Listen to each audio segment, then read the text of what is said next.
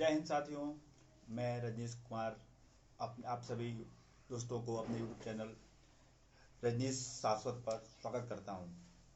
आज हम लोग पार्ले जी कंपनी के ऊपर केस स्टडी करने वाले हैं। मैं बता देना चाहता हूं कि सन 1994 में जो पार्ले जी बिस्किट का कीमत 4 रुपये हुआ करता था, वो 2021 तक 4 रुपये ही रहा। 2023 मतलब 2021 के बाद उस 4 रुपये को 5 रुपये किया गया। 1994 में पीवी नरसिम्हा राव की सरकार थी, उस समय पार्ले जी का कीमत 4 रुपये था। उसके बाद 6 साल अटल जी रह लिए, 10 साल मनमोहन जी रह लिए और लगभग 10 साल प्रधानमंत्री बने रहते हुए मोदी जी को भी हो गया। फिर भी उसका कीमत 5 रुपये 2021 में हुआ है।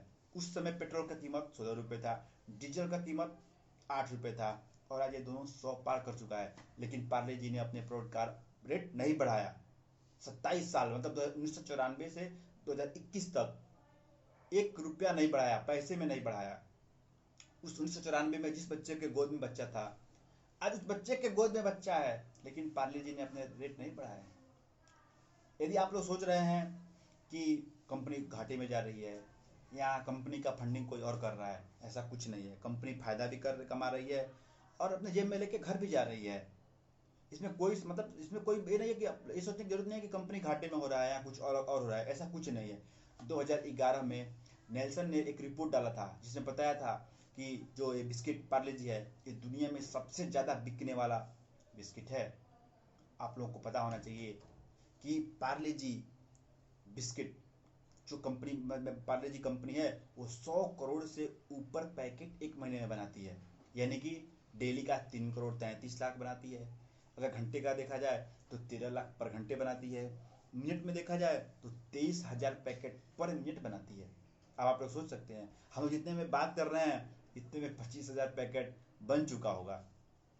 तो मतलब ये अभी सब जान के मन में तरह तरह के सवाल आएंगे कि आखिर ये कंपनी बनाया कौन, नाम पार्ले क्यों रखा, रीजन क्या है। तो मैं आपको बताता हूँ। जो पार्ले कंपनी है, इसकी स्थापना मोहनलाल चौहान जी द्वारा 1929 में किया गया था। उस समय कंपनी ऑरेंज कैंडी नाम की एक चॉकलेट बनाया करती थी। कंपनी 1929 से लेकर 1939 तक कैंडी या इसी तरह के कन्फेक्शनर बनाने में इन्वॉल्व रही। 1939 में पहली बार कंपनी ने अपना बिस्किट प्रोडक्ट लॉन्च किया, जो 1939 से 1947 तक सिर्फ इंग्लिश अंग्रेज जो थे उनके सैनिकों के लिए उपलब्ध था, आम आदमी के लिए उपलब्ध नहीं था। तो जैसे 1947 में अपना देश आज़ाद हुआ तो सब लोग फ्री स्वतंत्र महसूस करने लगे। सबके अंदर जो स्वदेशी आंदोलन इतना ओतप्रोत था कि लोग सोचते थे ना, मतलब क्या सोच मतलब कुछ भी कर गुजरने के लिए तैयार थे। और उस समय जो बिस्किट आया करता था वो विदेश से आया करता था, जो केवल अमीर लोगों के लिए उपलब्ध था, आम लोग उसको नहीं खा सकते थे। जब देश आज़ाद हुआ उसके बाद लोगों को लगा कि भाई पार्ले ग्रुप को लगा कि अपने प्रोडक्ट को आम लोगों के बीच भी उतारना चाहिए।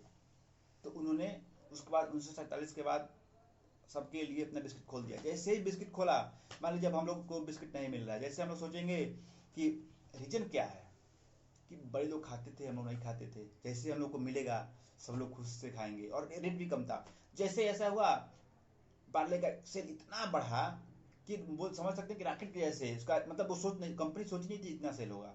जैसे इसका इतना सेल देख के ब्रिटानिया हो गया और उस समय की एक और कंपनी थी एम्प्रो, उसने भी अपना बिस्किट प्रोडक्ट सेम नेम से मार्केट में लॉन्च कर दिया। आप लोगों को पता ही है कि अपने देश में कोई भी अगर चीज़ हिट हो जाए, सुपर हिट में आज मार्केट में कम चलने लगे तो कॉपी पेस्ट होना स्वाभाविक है। तो फिर कंपनी के सामने चुनौती आ गई कि कंपटीटर्स से कैसे बचा जाए, कैसे उन लोगों को पीछे किया जाए। तो उन्होंने सोचा कि अपने नाम को चेंज कर लेते हैं।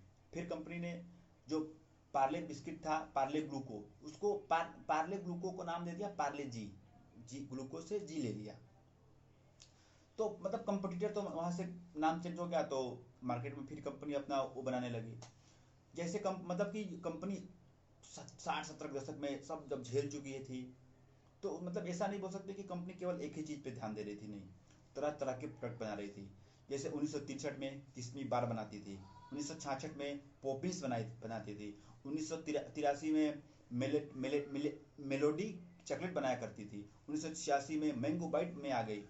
तो मतलब कि आखिर ऐसा, मतलब वो जैसे जैसे मार्केट में डिमांड बढ़ता गया, कंपनी अपने आप को बदलती गई।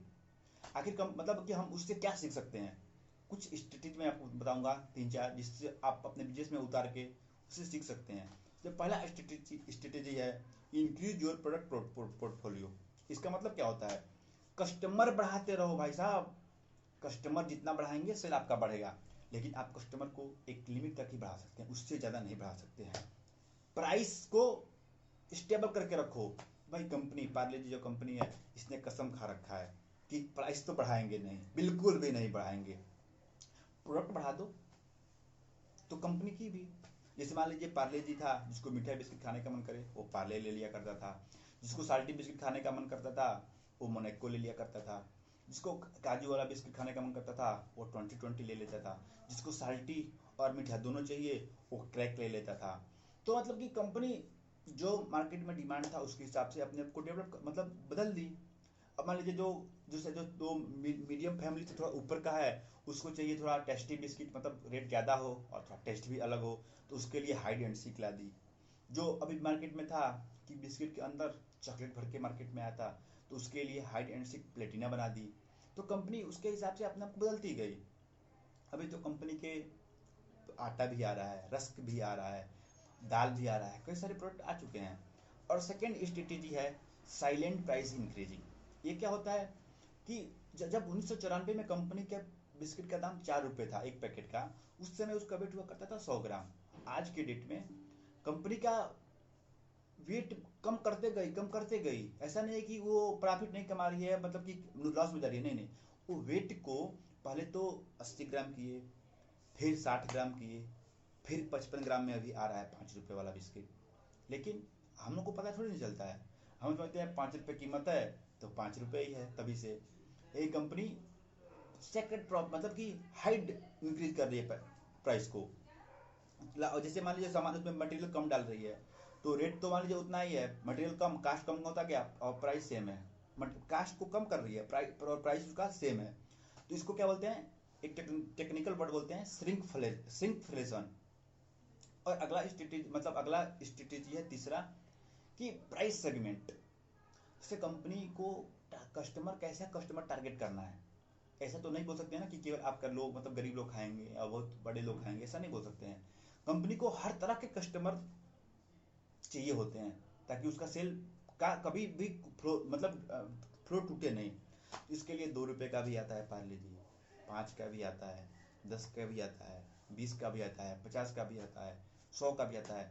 लोग अपने अपने तरीके से खरीदते हैं। और हालांकि हम लोग गांव में जब कभी कहीं सुनते हैं कि भाई साहब आपको पता है कि ये जो बिस्लेरी है या फ्रूटी है या बेली है, बेली पानी वाटर वाला, ये सब पार्ले के ही हैं। पर ऐसा नहीं है। जो मोहनलाल जी थे उनके 5 बच्चे थे।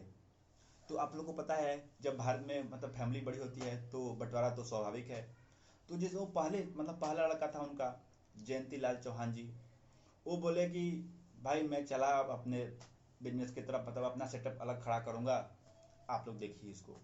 उन्होंने पार्ले एग्रो नाम से अपने कंपनी को अलग किया, और उनकी कंपनी जो है वो फ्रूटी फिज, एपी फिज जो आता है एप्पल जूस का, और बेली वाटर बनाती है।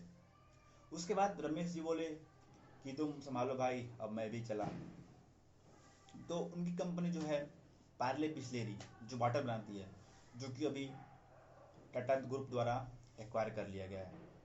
तो मतलब कि हम ऐसा नहीं बोल सकते हैं कि सारे मतलब कि पार्ले जी एक ग्रुप मतलब कि कंपनी छोटी कंपनी है, ऐसा नहीं कर सकते हैं। इतनी बड़ी कंपनी है, इतने प्राइस सेगमेंट में आती है कि हम लोग सोचते हैं ना कि बस ये बिस्किट बनाती है कि फायदा नहीं कमाती है, चाहे ऐसा कुछ मतलब कि कुछ गलत गलत मतलब दिमाग में आता रहता है। और बहुत मतलब गांव में तरफ तो देखिए कि पार्ले जी ये बिस्किट तो सबसे सस्ता आता है। भाई साहब ऐसा कुछ नहीं है। पार्ले जी 2013 में सबसे ज़्यादा एफएमसीजी सबसे ज़्यादा टर्नओवर इसी कंपनी का था, और 2022 में ये बढ़कर 16,000 करोड़ हो गया इसका टर्नओवर। तो इससे आप अनुमान लगा सकते हैं कि कंपनी इतना छोटा प्रोडक्ट बनाती है, लेकिन कितना बड़ा इसका प्रॉफिट मतलब वाइड टर्नओवर है। और जो इसका मेन प्रोडक्ट है पार्ले जी, उसको क्या बोल सकते हैं हम लोग? बोल सकते हैं ड्राइवर प्रोडक्ट। क्यों? उसके पीठ पर कोई भी प्रोडक्ट रखिए वो कस्टमर तक पहुंच जाएगा। कैसे? अब मान लीजिए 2020 है, मोनेको है, या क्रैक है, या कोई नया प्रोडक्ट कंपनी ला रही है, तो वो पार्ले जी के साथ सेल करा सकती है। या तो दुकानदार खुशी खुशी ले लेगा, या उसको मतलब बोलिए कि भाई जब तक आप मेरा साइड प्रोडक्ट नहीं लेंगे हम आपको मेन प्रोडक्ट नहीं देंगे, तो उसको लेना ही है।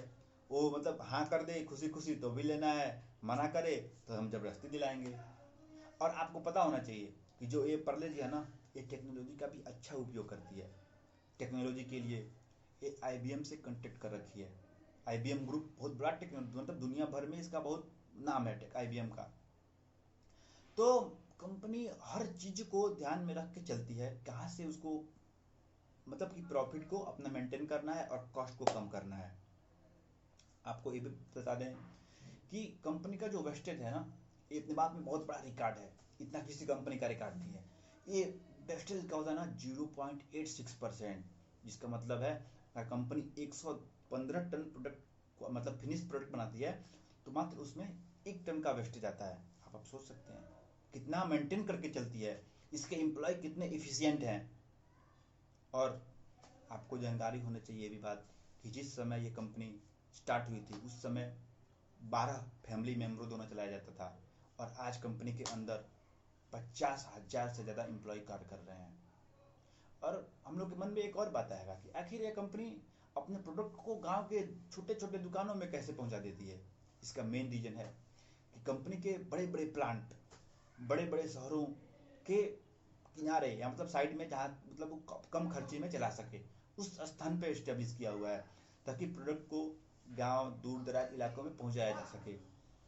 इन सभी कारणों की वजह से कंपनी का मतलब कोई दिक्कत कभी भी नहीं आया। लॉकडाउन जैसी स्थिति में आम गरीब जो आम जनता है वो बिस्किट के दम पे मतलब कि बहुत सपोर्ट किया, हम एक तरह से बोल सकते हैं ना, ये जो पार्ले जी बिस्किट है आम लोगों को बहुत सपोर्ट किया।